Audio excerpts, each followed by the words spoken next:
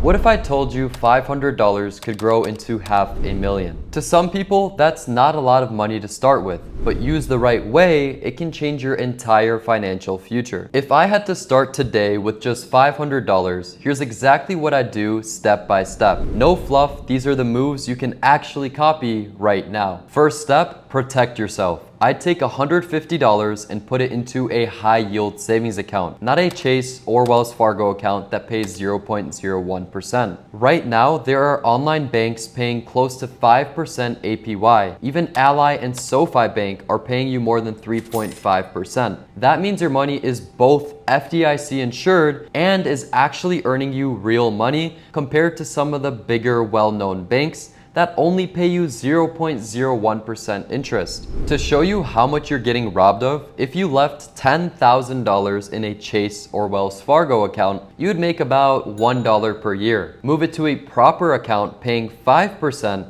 and you'd suddenly be making $500 per year. Same money, just a smarter vehicle to put it in. This money will become your mini emergency fund. If your tire blows out or your phone cracks, you don't have to pull out a credit card and rack up debt. You just pull from this buffer, and ideally, you should be adding to this emergency fund until you have 6 to 12 months of living expenses saved up in case you get hit with the worst case scenario and you can't make money for a few months. Next move, many of you guys are probably thinking of investing the rest of the money. Here's why I wouldn't just throw the next $250 into one hot stock. Think about companies like Nokia or Kodak. At one point, they dominated the market and then they crashed. Nokia once traded at $30 per share, and now it's under $5. That's an 86% crash from its peak. Back in 2014, Kodak hit over $37, and now it's around $6. That's an 84% drop. Meanwhile, the S&P 500 has held steady through those storms. That's what diversification protects you from. If you had put all your chips on the table on those two stocks, you would have been wiped out. But at the same time, the S&P 500 kept rising because it holds hundreds of companies. You don't go broke if one company fails. That's why I'd take the next $250 and invest it in the S&P 500 through an ETF like VOO, SPY, or IVV. That one decision gives you a slice of the 500 biggest companies in America, from Nvidia to Apple to Microsoft, Google, Costco.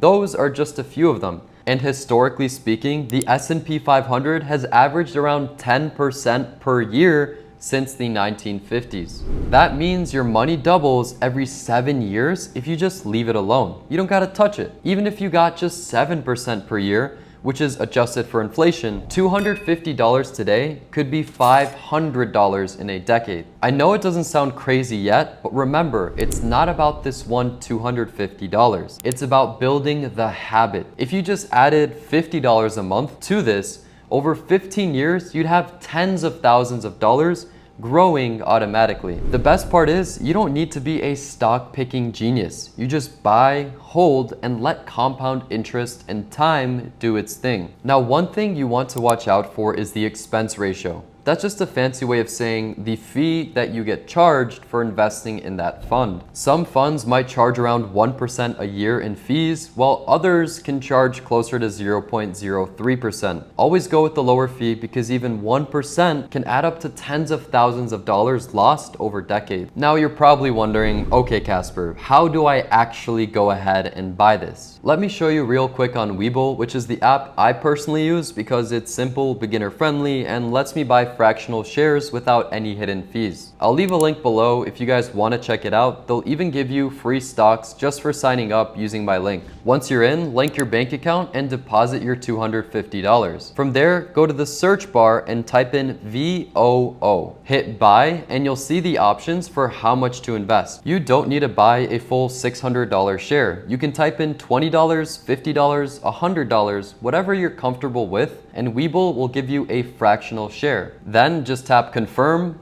Boom, you're officially invested in the S&P 500. That's how simple it is. That leaves me with $100. Here's where the strategy can branch out. If you keep it in ETFs, you're playing the long-term, lower risk game. This guarantees slow and steady growth that compounds over time. If you put it into an individual stock, you could see faster gains if you pick a winner, but you could also take on way more risk if the company drops. And if you put it into crypto, that $100 could double, or it could get cut in half in months. So it's best to be treated as a small side bet rather than your main plan. This is where you get your flexibility. If you're cautious, just add it to your S&P 500 investment.